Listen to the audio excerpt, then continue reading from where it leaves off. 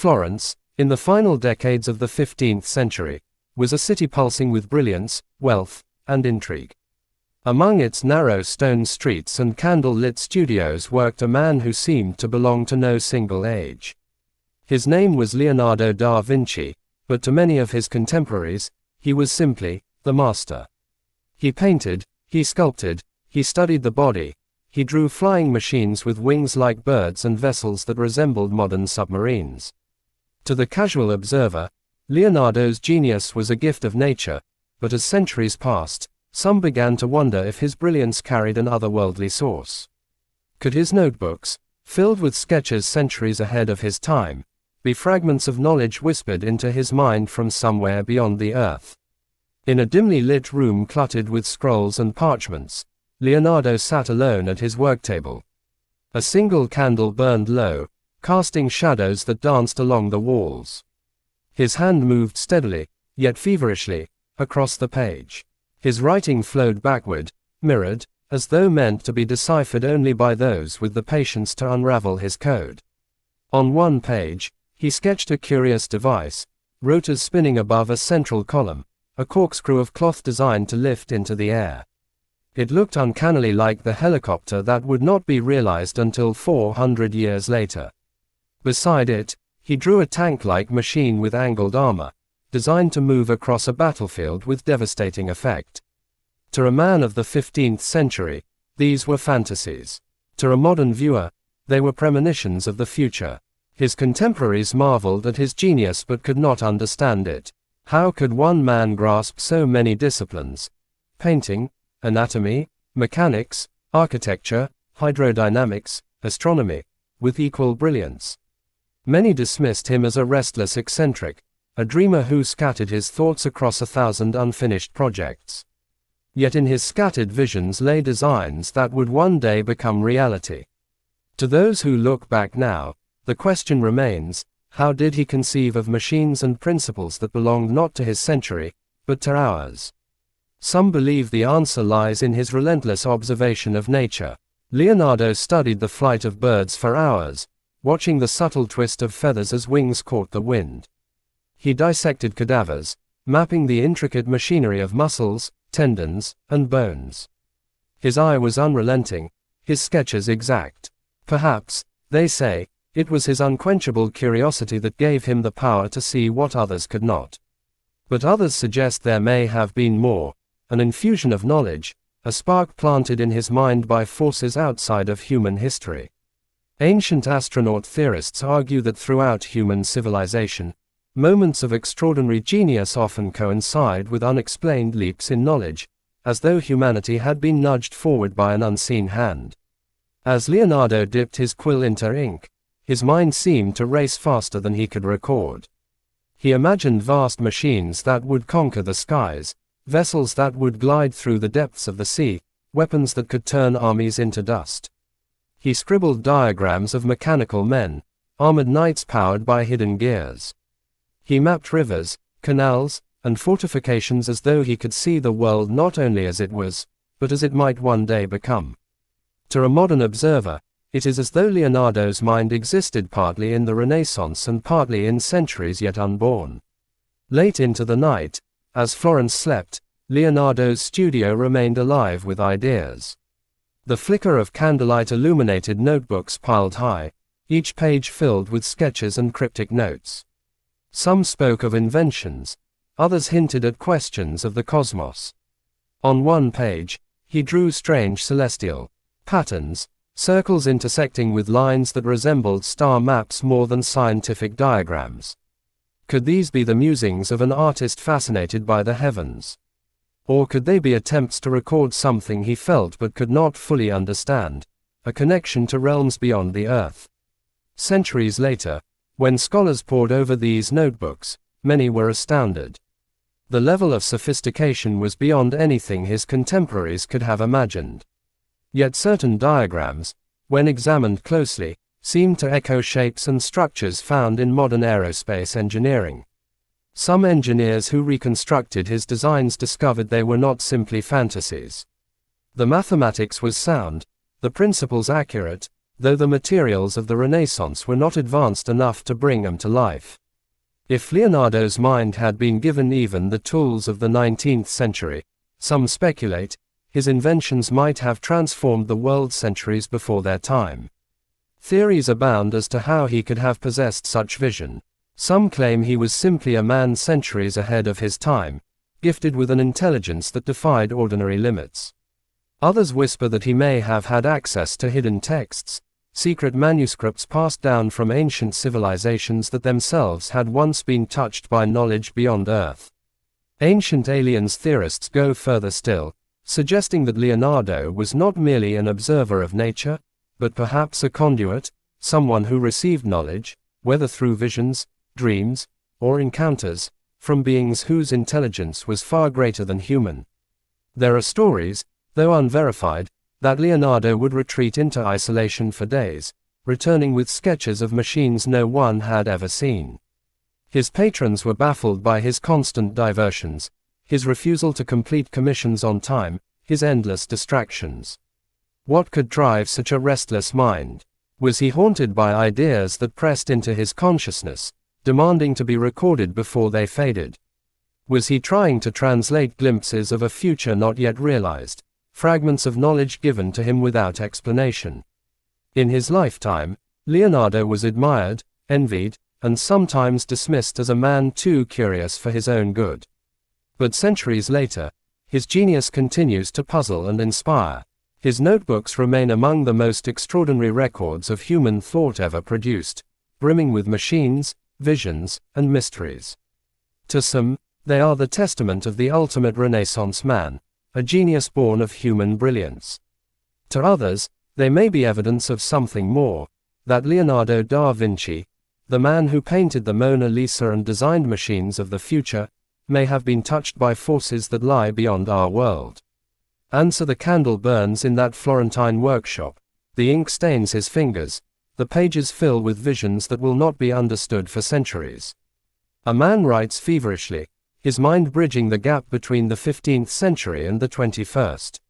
Whether his genius was born solely of human curiosity or guided by knowledge from the stars, his work endures as a mystery that continues to challenge and captivate.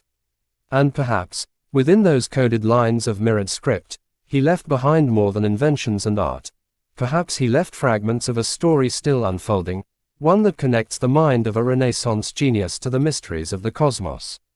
In the hushed halls of the Louvre, countless visitors gather each day before a single painting. Behind a pane of bulletproof glass, her gaze meets theirs with a calm that has endured for centuries. The Mona Lisa, perhaps the most famous portrait ever painted, stirs not only admiration but suspicion. Why does this small panel inspire such endless fascination? Why has it become the focus of speculation about secret codes, hidden meanings, and even messages that transcend human history? To many, it is simply the masterpiece of a genius. But to others, it is a puzzle, a portrait that conceals truths that Leonardo da Vinci was desperate to share with those able to see beyond the surface. As the camera of the imagination closes in, her smile seems to shift, subtle and elusive. No matter the angle, no matter the light, she appears to know something that cannot be spoken aloud. Art historians marvel at the technique, the sfumato that softens every edge, the delicate blending of shadow and form. Yet beyond the brushstrokes, theories arise. Some believe Leonardo encoded patterns within the painting, symbols of geometry, sacred proportions, and even celestial alignments. The background, often overlooked, reveals winding paths, distant bridges, and surreal landscapes that do not match any place on Earth.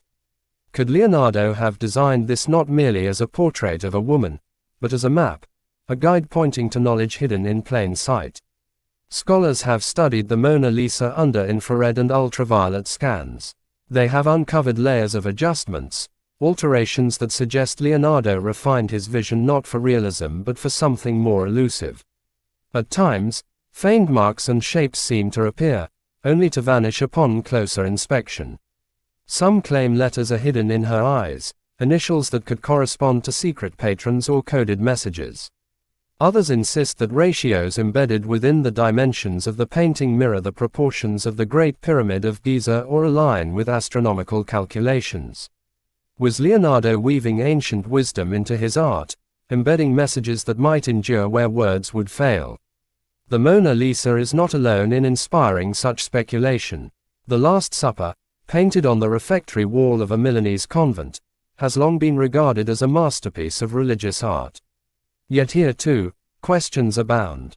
Leonardo arranged the figures of Christ and the apostles with geometric precision, creating a composition that draws the eye to the center, where Christ sits framed by a window that seems almost like a halo of light.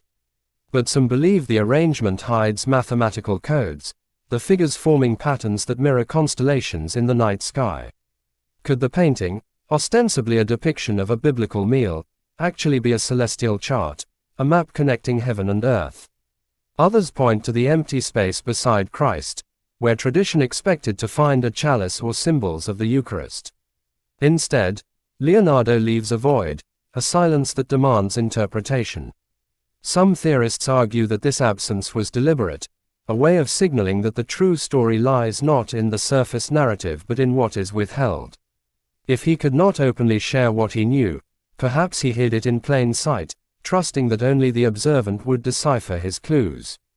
Across Leonardo's body of work, echoes of hidden geometry appear. Circles, triangles, and golden ratios emerge in the positioning of figures, the proportions of faces, the very architecture that frames his subjects. To many, this was simply the Renaissance fascination with mathematics and harmony.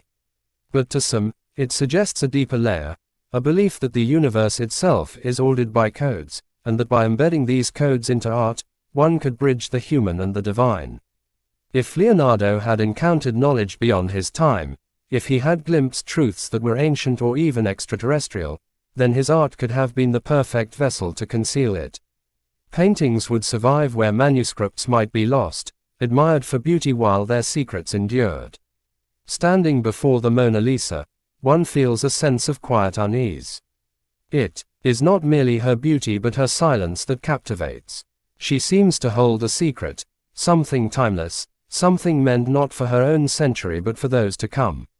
Was Leonardo encoding messages that he could not safely speak aloud? In an age when heresy could mean imprisonment or death, embedding knowledge in paint may have been the only way to preserve it. Perhaps he believed that future generations, armed with better tools and broader minds, would one day decipher what he could only hint at. Modern investigators have scanned his paintings, searching for patterns invisible to the naked eye. Some claim to have found musical notes hidden in the positions of the Last Supper's bread and hands, forming a silent hymn preserved for centuries. Others argue that the landscapes in his paintings echo the shapes of distant constellations, as if linking Earth to the heavens. Still others believe he encoded knowledge of anatomy into his portraits, merging art and science into a single canvas. Each new theory deepens the mystery, suggesting that Leonardo's paintings may be as much manuscripts as artworks, as much codes as portraits. If Leonardo had knowledge that reached beyond his century, what safer place to conceal it than in works destined for eternal admiration? Few would suspect that behind a smile or within the folds of a robe lay messages from an intelligence beyond his own. Whether he was drawing upon hidden texts, ancient traditions, or visions he could not explain, he seems to have woven knowledge into every brushstroke. Perhaps he trusted that one day, when humanity was ready, the secrets would be seen for what they were. Answer: beneath the vaulted ceilings of museums and the dim reverence of chapels, Leonardo's works continue to draw eyes and questions. To the ordinary visitor, they are masterpieces of art. To the theorist, they are puzzles, maps, and codes that point to truths humanity has yet to grasp. His subjects remain silent, their smiles enigmatic, their gestures frozen in time. But perhaps their silence is itself a message, that knowledge waits patiently, concealed in beauty, until those who seek are ready to understand. Centuries have passed since Leonardo laid down his brushes, yet the questions he planted in his art remain alive. Were his paintings simple triumphs of genius, or were they deliberate vessels for secrets he dared not reveal? Did he embed messages meant to guide us toward discoveries yet to come? As we stand before the Mona Lisa and feel the weight of her gaze, we are reminded that Leonardo's art is more than paint and canvas. It is a riddle, a bridge across centuries, a whisper from the mind of a man who may have glimpsed not only the world around him, but the vast and mysterious universe beyond. In a modern laboratory filled with steel, glass, and humming machines, a group of engineers gathers around a set of ancient sketches. Spread across the table are reproductions of Leonardo da Vinci's notebooks, their pages filled with delicate lines and mirrored writing. The designs appear at once familiar and alien, as if the blueprints for modern technology had been born in the hand of a man from the Renaissance. The engineers trace the drawings of a flying machine, its wings stretched like those of a bird. They examine the armored vehicle shaped like a dome, bristling with cannons. They study the details of a mechanical knight, a humanoid figure powered by pulleys and gears. These are not idle fantasies. When reconstructed with the tools and materials of today, many of Leonardo's machines work exactly as he envisioned. The question presses into the mind of every observer: how could one man from the 15th century design machines that belong to the world of the future? The camera of history rewinds to Leonardo himself. In his workshop, he tested small models, made notes about forces and motions, and studied the mechanics of living creatures. He watched birds soar through the air, their wings shifting with subtlety and strength. He dissected animals and human corpses to understand how muscles pulled, how joints rotated, how bones bore weight. He sketched tendons and ligaments with the same precision he gave to portraits, turning biology into engineering. Out of these studies came inventions that would not be built for centuries. A parachute to slow descent from the sky, a diving suit to explore the depths of the sea, an ideal city with channels and sanitation designed to protect against plague. Each vision seemed impossible in his own age, yet in the modern world, each has found realization. When replicas of his designs were constructed in recent decades, astonishment followed. His flying machine, though heavy with the materials of his time, revealed the principles of aerodynamics. His armored vehicle, circular with sloped sides, foreshadowed the tank. His sketches of gliders, helicopters, and submarines were not crude guesses but carefully reasoned possibilities. He even imagined a bridge that could be assembled quickly for military use, a design later tested and proven viable. To his patrons, these drawings may have seemed like eccentric diversions. To modern eyes, they are glimpses of a mind reaching beyond the boundaries of its century. Skeptics argue that Leonardo's brilliance was simply the product of relentless observation and unmatched intellect. He saw what others overlooked, asked questions others ignored, and recorded everything with a discipline that filled thousands of pages. But for those who believe in the possibility of extraterrestrial influence, his notebooks are evidence of something greater. Could a man of the 15th century truly have invented, with such accuracy, machines that would not be realized until the Industrial Revolution and beyond? Or was he receiving knowledge from a source outside of time, translating visions of future technology into the language of ink and parchment? Some researchers point to the strange precision of his work. In one notebook, he drew an aerial screw, a device meant to lift into the air through spinning motion. Though it could not be built with wood and canvas, the principle behind it mirrors that of the helicopter. How could Leonardo have imagined rotary flight centuries before anyone else considered it? Others highlight his designs for a robot knight, complete with gears and cables that could make the figure stand, move its arms, and lift its visor. This invention, reconstructed in the 20th century, functioned exactly as intended.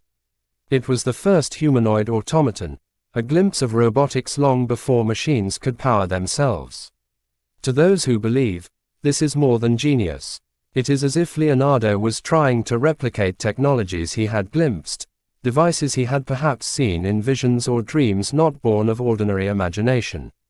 In his era, such ideas had little practical use. The materials of the Renaissance were too primitive to bring his visions fully to life. His patrons were more interested in portraits and fortifications than flying machines or mechanical men. Leonardo's notebooks remained private, unpublished, and largely unknown until centuries after his death. Yet their survival allows us to see what his mind conjured in solitude.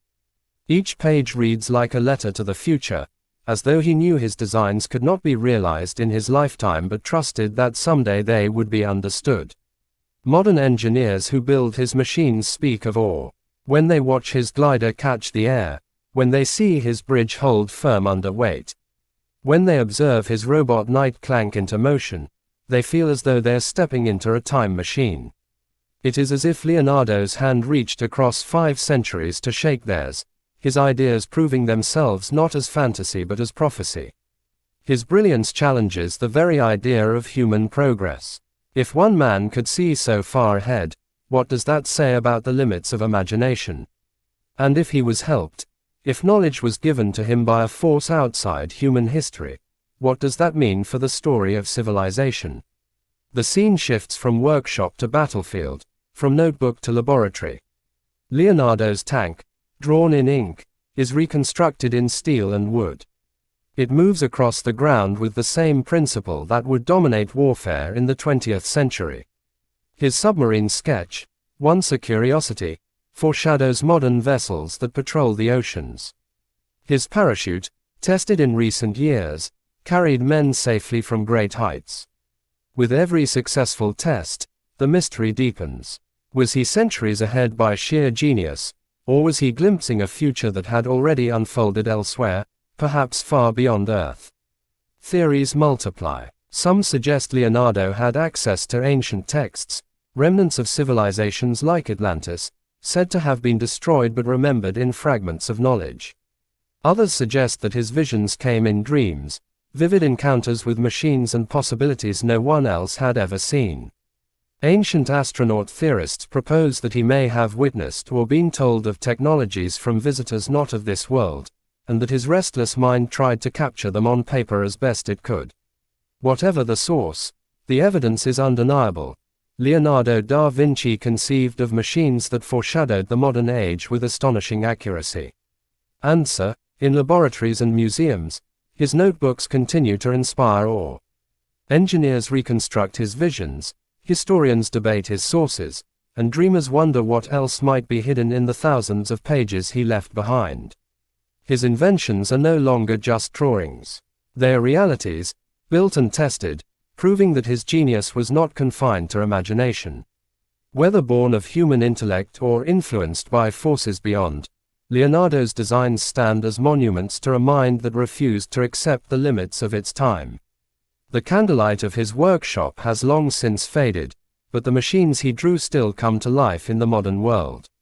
They remind us that the boundary between the possible and the impossible is thinner than we believe, and that sometimes the visions of a single man can foreshadow centuries of progress. Leonardo da Vinci, artist, engineer, dreamer, left behind not only paintings that confound the eye but machines that challenge our understanding of genius itself. And perhaps, in every gear and wing and spiral of his sketches, he left a message, that the future is always closer than we imagine, waiting only for those bold enough to see it.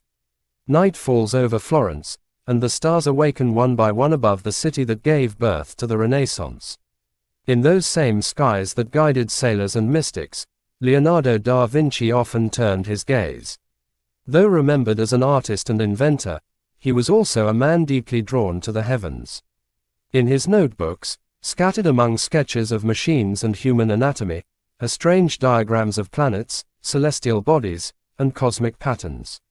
They reveal a restless mind that not only sought to understand the earth but longed to comprehend the mysteries of the universe itself. For some, these pages are evidence of an unquenchable curiosity. For others, they raise a possibility more extraordinary, that Leonardo's genius was connected to something cosmic, a link between human intellect and knowledge from beyond. By candlelight, Leonardo filled his pages with spheres and circles, drawings that echoed astronomical charts more than artistic flourishes. He questioned the movement of the moon, the shape of the earth, the nature of light and the heavens. He speculated about life beyond the world he knew, asking questions that seemed centuries ahead of his peers. His words reveal not only observation but imagination that pushed against the boundaries of accepted thought. He spoke of the interconnectedness of all things, of patterns that governed both the human body and the cosmos, as though he sensed that the universe itself was bound together by a code waiting to be understood. The Renaissance was an age of rediscovery, when ancient texts were translated, when science and faith often collided. Yet Leonardo's writings feel different, as though his mind leapt over centuries of waiting. Some of his diagrams suggest a universe in motion, centuries before Galileo would turn his telescope to the sky. He wrote of the Earth's geological layers, of the processes that shaped mountains and seas over time. His mind seemed to reach beyond his century into realms of knowledge that belonged to the modern era. Could it be that his visions came only from his studies? Or might they have been guided by forces greater than he could name? Theorists of ancient astronauts argue that Leonardo's cosmic curiosity is more than coincidence. They suggest he may have received inspiration, not only from nature, but from contact with intelligence far beyond his world. If such beings existed, what better way to influence human progress than to place knowledge into the mind of a genius whose works would endure for centuries?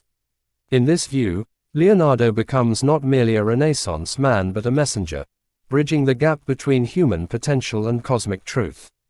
The clues, some say, are hidden in his art.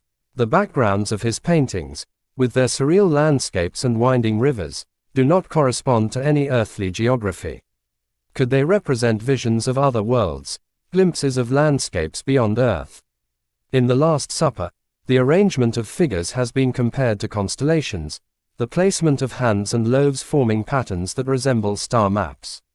In the Mona Lisa, geometric ratios echo those found in ancient temples aligned with celestial bodies. Was Leonardo weaving the stars into his art, embedding cosmic connections for future generations to uncover?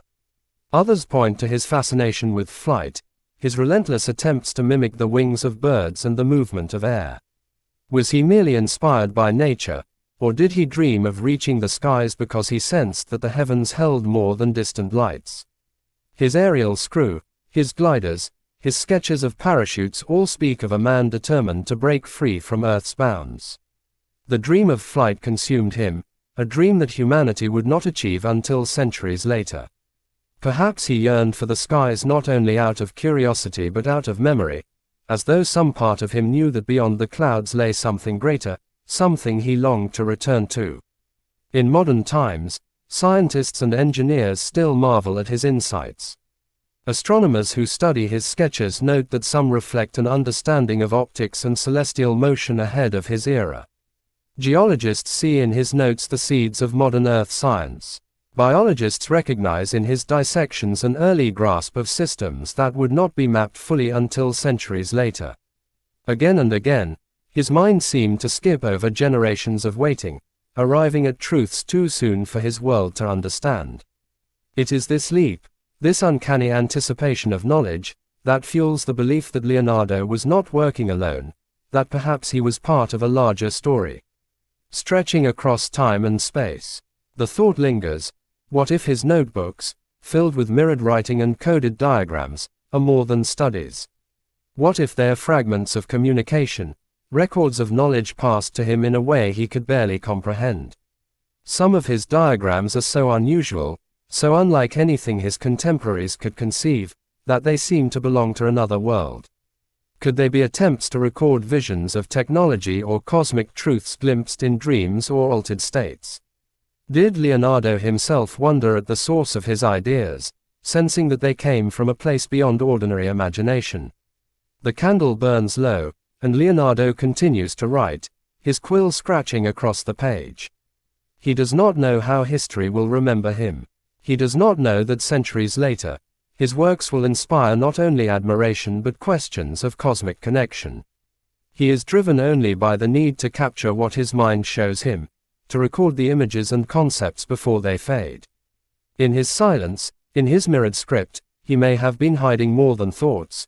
He may have been concealing knowledge too dangerous for his time, knowledge that could only be revealed slowly, across the ages. Today, as we look back on his legacy, the mystery endures. Was Leonardo da Vinci simply the ultimate example of human genius, a man whose mind reached further than any before him? Or was he something more, a vessel, a messenger, a bridge between humanity and the cosmos? His works remain, his notebooks still puzzle us, his paintings still challenge us with their silence. They're like whispers from a mind that saw not only the world around him but the infinite expanse beyond. As the stars continue to burn in the night sky, we are left with the same questions that haunted him. Who are we? Where do we come from?